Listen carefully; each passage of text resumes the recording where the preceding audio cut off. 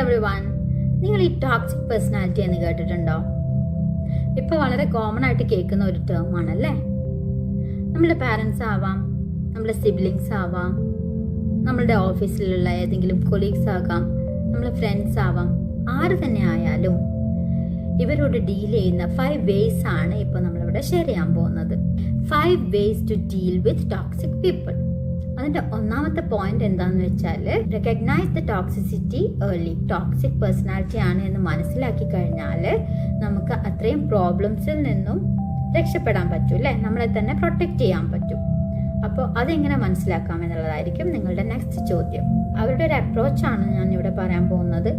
In the beginning stage നമുക്ക് തോന്നും they are supporting us, നല്ല ഫ്രണ്ട്ലി ആണ്, നല്ല രീതിയിലായിരിക്കും നമ്മളോട് പെരുമാറുക, എപ്പോഴും നമ്മളെ പുകഴ്ത്തിക്കൊണ്ടിരിക്കും, നമ്മളെ എൻകറേജ് ചെയ്തുകൊണ്ടിരിക്കും. ഗ്രാജുവലി പിന്നെ നമ്മൾ എന്ത് ചെയ്ത് കഴിഞ്ഞാലും അവർക്ക് ക്രിട്ടിസൈസ് ചെയ്യാനായിരിക്കും ഉണ്ടാവുക. ഒരാളോട് നമ്മൾ 5-10 മിനിറ്റ് സംസാരിക്കുന്ന സമയത്ത് നമുക്ക് എന്ത് ഫീലിംഗാണ് വരുന്നത് എന്നുള്ളതൊന്ന് ഒബ്സർവ് ചെയ്യുക. ഇപ്പോൾ നിങ്ങൾക്ക് ഫ്രസ്ട്രേറ്റഡ് ആയിട്ട് അല്ലെങ്കിൽ സ്ട്രെസ്ഡ് ആയിട്ട് ഒരു ഹെവിനെസ് ഒക്കെ ഫീൽ ചെയ്യുകയാണെങ്കിൽ നമുക്ക് മനസ്സിലാക്കാം നമ്മളിപ്പോൾ സംസാരിച്ചിട്ടുള്ളത് ഒരു ടോക്സിക് പേഴ്സണാലിറ്റിയോടാണ് എന്നുള്ളത്. ഇത് ജസ്റ്റ് ഒരു ഹിന്റ് ആണ് കേട്ടോ. നെക്സ്റ്റ് പോയിന്റ് വരുന്നത്, രണ്ടാമത്തെ പോയിന്റ് എന്ന് പറയുന്നത്, സെറ്റ് എ ബൗണ്ടറി. ആർക്കും എന്തും വന്ന് നമ്മളെ പറയാം എന്നുള്ള രീതിയിലുള്ള ഒരു അപ്രോച്ച് അല്ലെങ്കിൽ ഒരു ആറ്റിറ്റ്യൂഡ് നമ്മുടെ അടുത്ത് നിന്ന് ഉണ്ടാവാൻ പാടില്ല. നമ്മളെ സേവ് ചെയ്യേണ്ടത് നമ്മൾ തന്നെയാണ് അല്ലേ. അതുകൊണ്ട് തന്നെ നമ്മളൊരു വിലപിടിപ്പുള്ള പ്ലാന്റ് എത്രത്തോളം കെയർ ചെയ്തിട്ടാണോ കൊണ്ടു നടക്കുന്നത് അതുപോലെ നമ്മളെ വളരെ വാല്യുബിൾ ആയിട്ട് കണ്ടിട്ട് നമ്മളൊരു ബൗണ്ടറി സെറ്റ് ചെയ്യേണ്ടതുണ്ട്.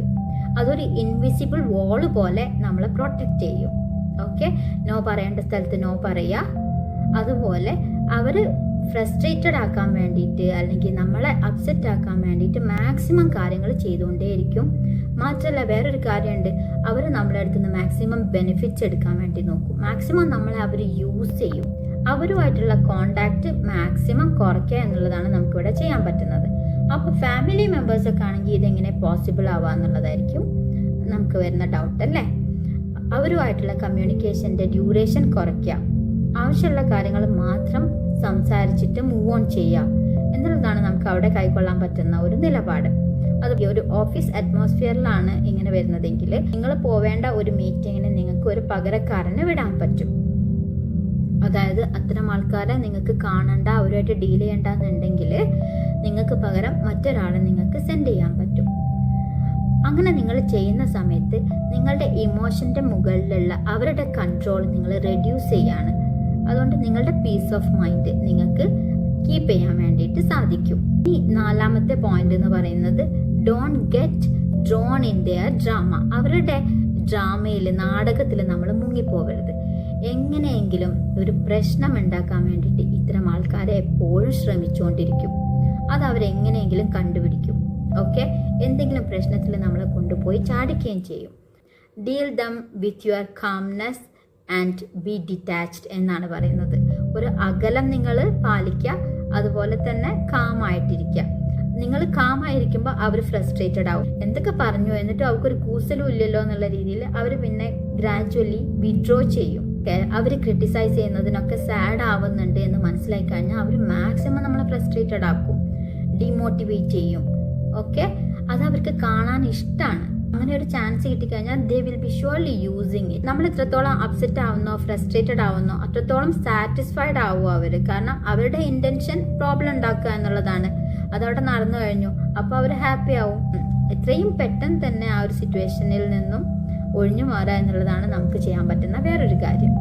അഞ്ചാമത്തെ പോയിന്റ് എന്ന് പറയുന്നത്, don't take their behaviour personally. അവരെന്ത് തന്നെ പറഞ്ഞു കഴിഞ്ഞാലും അത് നിങ്ങളെ ബാധിക്കുന്ന പ്രശ്നമല്ല എന്നുള്ള രീതിയിൽ വേണം നിങ്ങൾ നിൽക്കാൻ വേണ്ടിയിട്ട്. എന്ത് തന്നെ പറഞ്ഞു കഴിഞ്ഞാലും it is not going to define you എന്നുള്ള കാര്യം നിങ്ങൾ മനസ്സിലാക്കുക. അവർ ഷുവറായിട്ടും നിങ്ങൾ അപ്സെറ്റ് ആക്കാനുള്ള എല്ലാ കാര്യവും ചെയ്തുകൊണ്ടിരിക്കും എന്നുള്ളത് നിങ്ങൾ തിരിച്ചറിയുക. അത്തരത്തിലുള്ള ഒരാളെ നന്നാക്കുക എന്നുള്ളത് നമ്മളുടെ റെസ്പോൺസിബിലിറ്റി അല്ല എന്നുള്ളതും നിങ്ങൾ തിരിച്ചറിയുക. സോ ഇത്തരം കാര്യങ്ങളൊക്കെ നമ്മൾ മനസ്സിലാക്കി കഴിഞ്ഞാൽ അവരുമായിട്ട് നമുക്ക് ഈസി ആയിട്ട് ഡീൽ ചെയ്യാൻ പറ്റും, കമ്മ്യൂണിക്കേറ്റ് ചെയ്യാൻ പറ്റും. Okay, thank you very much.